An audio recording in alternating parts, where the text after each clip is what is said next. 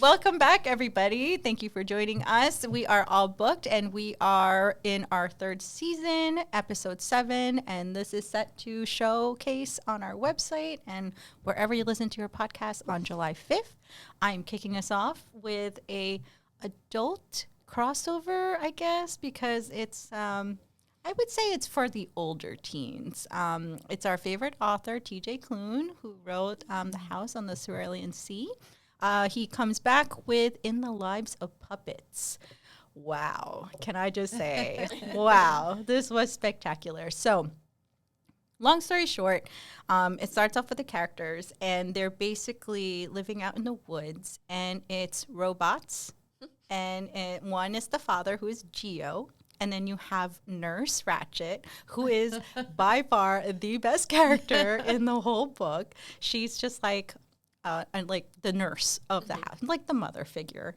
And then you have Rambo, who's like a little vacuum. Aww. And he is just like the sweetest thing in the world, so innocent. And then you have Victor, who is an actual human being. And they're part of this little family that lives in the woods. They're hidden away because something happened, and you kind of find out what the deal is when Victor brings home Hap. And Geo and Hap have a history. They know each other from back in the day. So he inadvertently alerts all the other machines that live in the Electric City that they're in. Yes. Not scripted. For you office fans. Oh, man, that's great. Now we all have that song in our head. Now I'm going to start singing it. No. So basically you find out that there's this big thing that happened, and Victor is very novel. Like he's probably the only one left in the world. Intriguing. Hi, it's okay. Come on in. So, long story short, Geo gets kidnapped and by the machines, and instead of kind of leaving it as is, they go for him. They're a family. They're no man left behind, no robot left behind. And it's so beautifully written. T.J. Klune does not disappoint with the characters. Like he has quirky characters. They are, oh my God, they are the best characters. Yeah. And they don't disappoint, at all. I laughed, I cried. Oh my gosh. No. I want a second book, but I don't know if I don't think it's going to have a second. It's a good standalone. Yeah. So it's pretty awesome. Definitely 2 thumbs up all the way up. Did you listen to it or did you read it? I listened to it. Was it a good audio, good narration? It was really good. Was it Daniel Henning again? I don't know. I don't know. I have to check. The same guy. Not that you would know. He does so many different voices so well. I know. Right. It's like Roy Dotrice, the guy that did the Game of Thrones, which is fabulous to listen to, by the way. But one of my oldie but goodie recommendations for all those summer reading kids out there is Jennifer Nielsen. Nielsen, not Neeson. Thank you. The False Prince. It's the first in the Ascendants. I believe there's like 4 or 5 of them. There's a lot. It's still going. I think she recently published like the 5th one a year ago. And basically, it starts off in a kingdom where the rulers have kind of died mysteriously. We don't know if they were murdered or what happened. But now there is this nobleman who is trying to keep it under wraps because he wants to make sure that the kingdom doesn't fall apart. And in doing so, he scours orphanages and finds 4 potential boys that could possibly stand in to be the lost younger son to be the false prince. Okay. So it's a slow burn kind of book because she obviously is setting it up, but in no shape or form is it boring or at all like just slow paced. It's actually very well paced because it's short chapters. They're very intriguing. And the main character, Sage, oh my gosh, like he's 15, but he's like Sherlock Holmes. Like he is like 10 steps ahead of everybody else in everything, in every way. And once you find out who like everybody is and what actually happened. Big reveal. So I definitely, it's like, there's like 50 chapters, but once you get to like the 46th chapter, it's everything unravels and it's just fantastic. So I also recommend that if you like some fast-paced action and you need a long series for the summer. So I definitely recommend that book. Excellent. Over to you, Britt. Over to me. Okay, so I did 2 new books. My first one is Into the Light by Mark Oshiro. And I have no idea how I'm going to talk about this book because it's really confusing. And you come to realize that it's purposefully confusing. One of the reviewers called it narrative whiplash. Oof. And he's got Manny. Manny is a teenage vagrant who is on the run, taking rides with whoever he can get rides from. His one big thing seems to be trying to get to see commercials from this cultish, I don't know what I want to call him, like a big church leader. Mm-hmm. It's called Christ's Dominion. And he's always looking, they play their commercials at a certain time on a certain channel, so he always wants to see this so that he can check to see if his sister is there. Oh. Apparently Manny got out of this cult, whether it was on purpose or not, we don't know, but his sister's still there. So in the meantime, we're flashing. Manny's got his flashbacks. We've got Manny now. We've got Manny with his flashbacks. We also have Eli. Eli's at Christ's Dominion, right? Is that right? Yeah. Christ's Dominion. And he is considered a miracle and is now being asked to help others with their reconciliation. Now, he doesn't know why he's a miracle.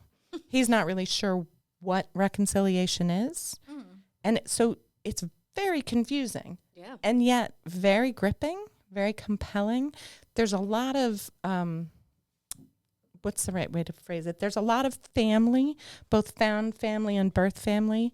Manny and his sister, Elena, were bouncing around foster families before they were adopted by a family that was part of this Christ Dominion and felt that they needed to be saved through reconciliation.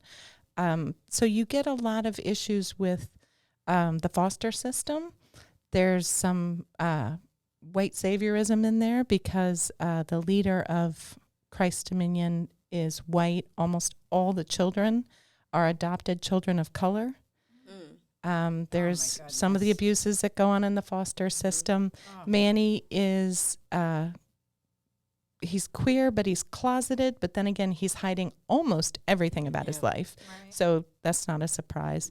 And I really couldn't stop reading it. But at the same time, I was listening to it and I had to stop listening to it because it was way too confusing.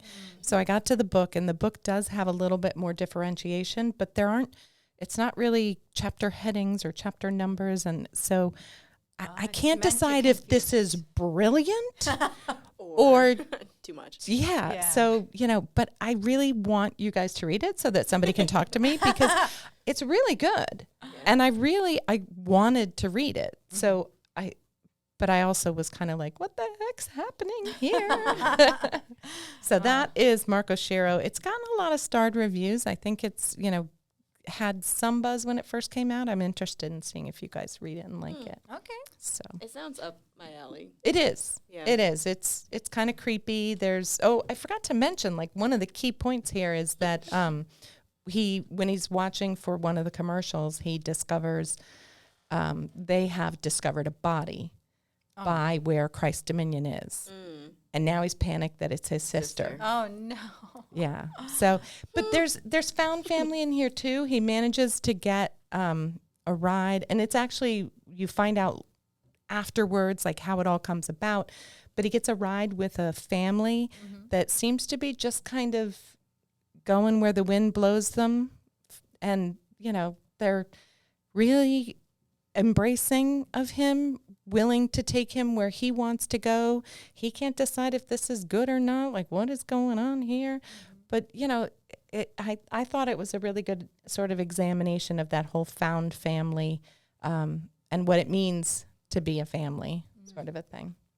Cool. So totally different theme here with Becky Albertalli's most recent, Imogen, obviously. So Imogen is an ally with a capital A. Her sister is, and now I'm going to get it all. Her sister's queer, and her two best friends are also queer. And she goes to the PFLAG, and she's constantly trying to watch what she says and does to make sure that she's not appropriating gay culture or stepping on anyone's toes or pretending she knows what it's like just because her sister and best friends are gay. And this is sort of heightened by the fact that one of the two best friends is very adamant about what is and isn't okay to say and do and how you should or should not be speaking to someone who's queer. So that's our background there. Imogen's a people pleaser, so having that doesn't help. She goes to visit the other best friend for her spring break. She's going to see her at college, and Imogen's going to be there next year at the same college. And she discovers that Lily, her best friend, who is newly out, felt really sort of nervous about whether or not she had a authentic experience. And so she told everybody at the college that she and Imogen had an amicable split, but that Imogen's bisexual. So now she's asking Imogen, can you help me out here? No. And Imogen's a people pleaser. Oh, no. So she gets involved with these friends. They're an awesome group. One of the things I love in books, and this was what I think T.J. Klune did really well too, I love when there's a good friend group, and this is a great friend group. All of the different characters were really well fleshed out, and She's pretty good at that. Yeah. she really is. Yeah. And so she fits right in with Lily's friends, and this is awesome because she's going to be going there in the fall, and everything's wonderful. And she even starts texting with one of them, Tessa, and more texting, and then she starts wondering, like, why do I feel this way? Maybe I about am. her. And then she's questioning, but then she's like, oh, no, that's just me appropriating their culture. That's me trying to be. So she's getting in her own way. She's getting in her own way, and this other friend. Oh, that's rough. So it's a light-hearted Becky Albertalli. Yeah. But at the same time, there's some issues in there. Like, who has a right to define what is an authentic experience? Who has a right to say what is or is not offensive? And her two best friends, have very different opinions, and Imogen just wants everybody to be happy. Right. And it's so hard too, like especially like at a college age, like you don't even know who you are yet. Right. Like you haven't really got into your personality or know Right. exactly like what you're about. So Yeah. it's like everybody's telling you you're one thing and you don't know. That's Yeah. rough. Yeah. So I really liked this one too. I had two books that I was very much in favor of this year, or this week, month, whatever it is. Wherever we It's are. been that kind of a week, actually. Oh yeah. Well, it's summer. I think we're allowed a little A little bit of confusion as Little to brain what farts. time. you wanna Excellent. take us to something scary, Ashley? Sure. Well, one I don't have with me a physical copy because apparently we don't have any copies in our in our What? library. Oh no! Don't tell her No, it's not your that. fault. It's not my fault. No, we addressed this the other day. It's The War That Saved My Life. Oh, we do. It We just do? came in. Okay, It's good. being processed today. It's an award winner from Kimberly. And we had multiple copies, Brubaker, but they're all gone. Oh yeah, well, it's a fantastic book. So this is definitely geared younger from our audience. I would say probably 6th grade and up. Yeah. Mainly because Middle school, definitely. Yeah, but it's a historical fiction, and it's not so much the fact that it gears older because of the way it's written. It's more so the content is pretty intense. Yeah.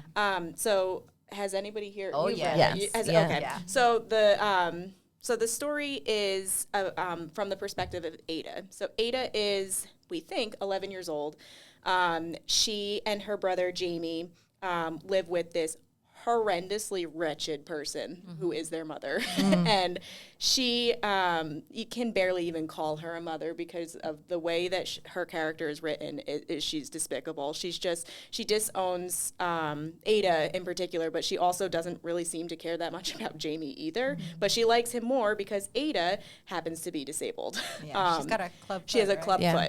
foot, which Ada finds out eventually that could have been resolved when she was a baby, but her mother never did anything about it. Right. So Ada grows up thinking that she's worthless, thinking that she's a monster, thinking she's all these horrible things. Her mother literally ties her to a chair and refuses to let her go outside. So she watches her 6-year-old brother go run along and have friends and go to school and things like that while she sits home and waits for him to come home. Oh my God. So she can take care of him. This brings me back to reading this book. This is, It is. It's a tough one. It's gut-wrentching. It's just so sad. And so this story takes place in England during World War II. So at this time during the war, everybody's afraid of a Nazi invasion. And what ends up happening is her mother, thinking she's looking out for her children, but really she's just looking to get rid of them, sends them away into the country to be taken care of by the women's, what is it called again? I forget what it's called, but basically a group of people who will take in refugees and take care of them until the war is either over or it's safe to return back to the cities. Right. So Ada and Jamie basically hop on this train with nothing, just the clothes that are on their back, and they leave. They end up with this woman who has made it very clear that she doesn't want kids. There's a difference between not wanting kids and not wanting them. And Ada thinks this whole time she doesn't want us, she doesn't want us, she doesn't want us. And then as time progresses, you realize she does want them. She just didn't want children herself. Like she herself didn't want kids. So Ada and Jamie both are so unaccustomed to a mother's love that they don't recognize it when Susan gives it to them. That's the woman who took them and it wasn't like so much like love, but it was like more care. just like care. Like you got fed. Kindness. You need clothing. Yeah. You need to bandage your foot that's now injured. You need crutches because you can't walk otherwise. You need to go to school. Like all of these things that should be just second nature are brand new to Ada and Jamie. And it's nice too, because Susan lives on this farm, and she has a horse named Butter. I forgot about the horse. And Ada just is immediately attracted to this horse. And they have like a nice little parallel because Butter can't run because his nails haven't been filed down.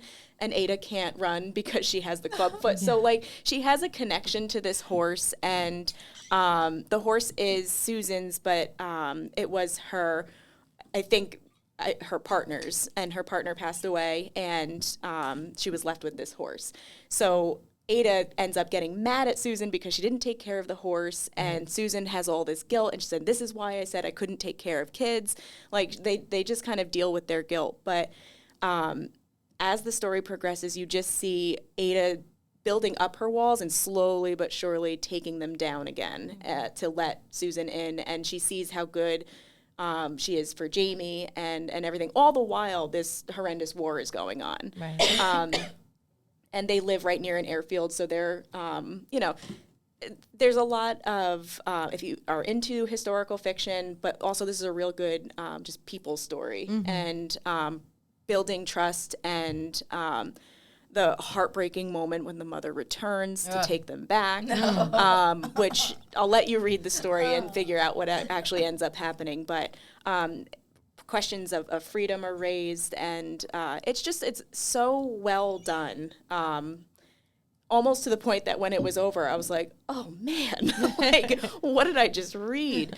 It does have kind of a bittersweet ending, but the story does continue with another book, The War I Finally Won. So I believe there's just 2 right now, but again, it may be geared younger, but totally, I think everybody can get enjoyment out of this one. Of course, yeah. So my other book is very different, It looks totally so different. Scary. It is very frightening. She is a Haunting by Tran, I believe. I may have butchered the pronunciation of that, but this is a fascinating. It's written very the only way I can describe it is flowery. Like it's very detailed and which is I guess intentional because the home that they're renovating is called the Flower. And flowers play a very big role, like symbolically in this story. But anyway, the long and short of it is Jane Guyon arrives in Vietnam to visit her distanced father. Her father left when she was younger. The only reason she has a lot of bottled hatred for him, because she feels he left, and that was it. So the only reason why she's visiting him in Vietnam is to get tuition money. She told her mother that she had gotten a full ride to college, and that was not the case. She told her mother that because her mom works day and night constantly, and she didn't want her to be burdened with yet another bill. So she sucks it up, goes to Vietnam, and decides, all right, I can survive 5 weeks with my dad. Turns out that might not necessarily be the case. So her dad is very aloof. She calls him Ba. He's very aloof, but at least to all of the things that we understand that he did, like leaving them and everything, he seems to think that there's no problem with that and kind of harps more so on the things that they did when they were younger. Like, we always go fishing. And it's like, yeah, but you were gone for most of my life. But like that kind of a thing. So Jade just has a lot of just visceral anger towards him. But for her sister Lily, she's trying to just put it aside and get through this time with him. So her Ba is completely renovating this colonial lodge, basically. It's this huge house that he's renovating from the ground up to bring in tenants and things like that. Jade's job is to work with another young girl to build like a website to bring people in and stuff. So that's her summer project. But as you can probably assume, because this is a scary book, the house is haunted. So, nice. But it's written very eerie, like it's very creepy. Like Jade wakes up, she suffers from sleep paralysis, and she hasn't had that until she started staying at the house. So, she wakes up. That is my nightmare. I know. And the way it's written, they do a really good job of like making you feel that panic. Tension, yeah. So her mind's awake, she's looking around the room, but her body's not responding to anything. And she's seeing things, she's hearing things. Okay, that's awful. She also feels something in her mouth, and that's when I was like, oh my God. It's the maggots from Delicious Monsters. I can't. It's coming back. So eventually she's able to move, and it is a spider's leg that's in her mouth. So they talk a lot about how they never see any spiders or bugs or anything like that alive, only they're dead. They're always like in the windowsill on the floor. They're just dead bugs everywhere. Oh my God.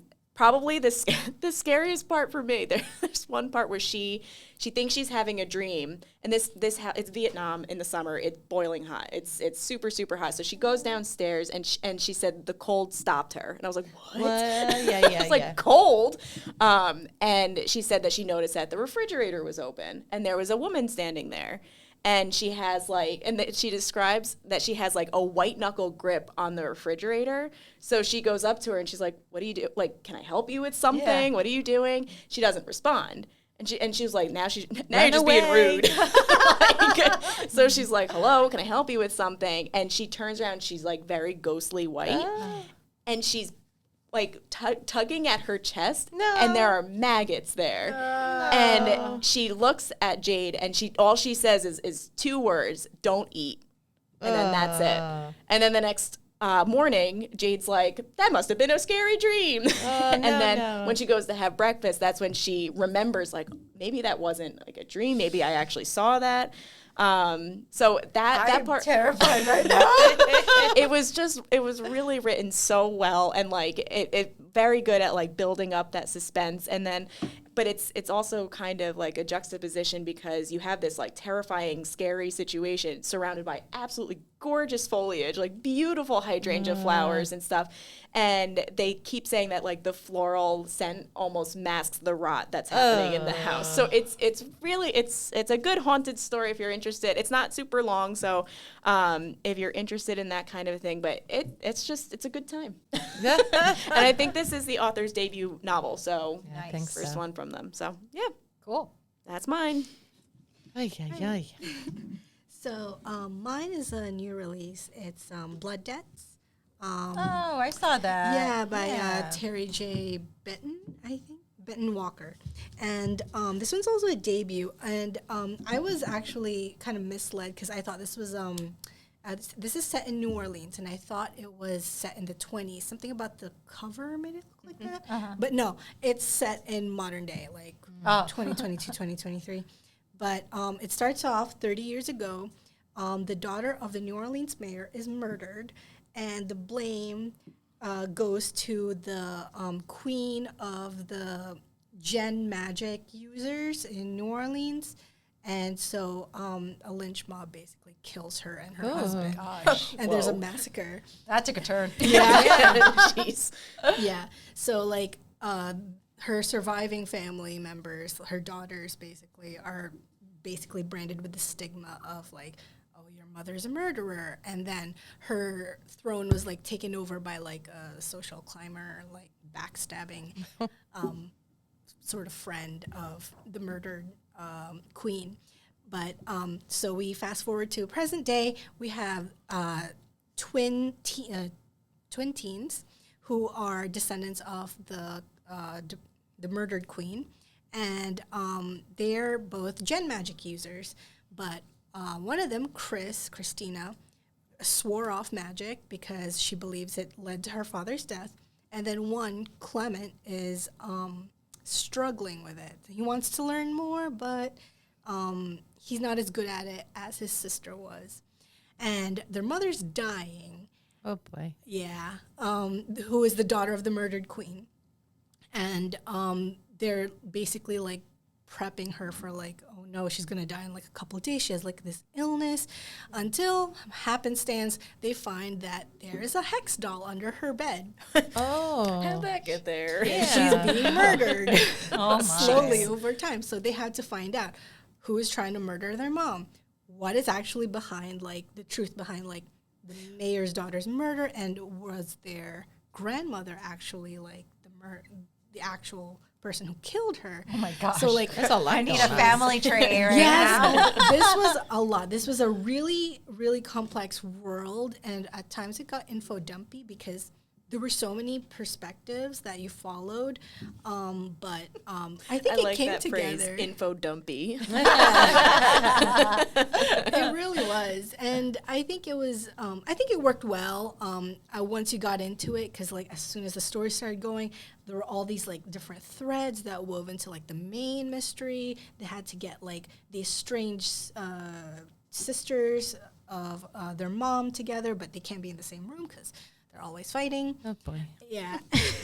So it's a really great story about family, intergenerational trauma, and of course There's a race. lot of those. Yeah. I'm glad, like, a lot of stories are, like, tackling a lot of intergenerational trauma these days. There's, like, Encanto, Turning Red, a lot of, like, YA books. So yeah, this one was actually it packs a punch. I think it's fun. It gets dark, and there are some perspectives you don't really like just because, like, you know they're the antagonist. But yeah, I definitely recommend this. This is a really good debut. Awesome. Great. Wonderful. And my next one is a straight-up fantasy. It's adult, but it has YA appeal. And it was pitched as Shrek meets John Tucker Must Die. Yes. Oh, my goodness. Sign me up. Yeah, so you have Shrek, the fairy tale mashup, and then the John Tucker Must Die plot. So you have these three princesses who are basically jilted by a Prince Charming who's actually a con man. So you have Sleeping Beauty, you have Rapunzel, and you have Snow White. And they find out that he is promised to another girl. So Time out. I love this already. This sounds like a cartoon that my daughter watches. There's something called Charming, and it's Wilma, whatever, the guy from that 70s show. Fez. Wilma, yeah. He's the prince, and he basically, like, jilts all of these princesses. right. That's exactly what it. Oh my! Well, that's so in Into funny. the Woods a bit too, right? Yeah, I mean, yeah. Oh, Yeah. so good. It's Okay, the go on. chase. Go on. Sorry, No, sorry. it's okay. I think that's fine. I'm gonna watch that.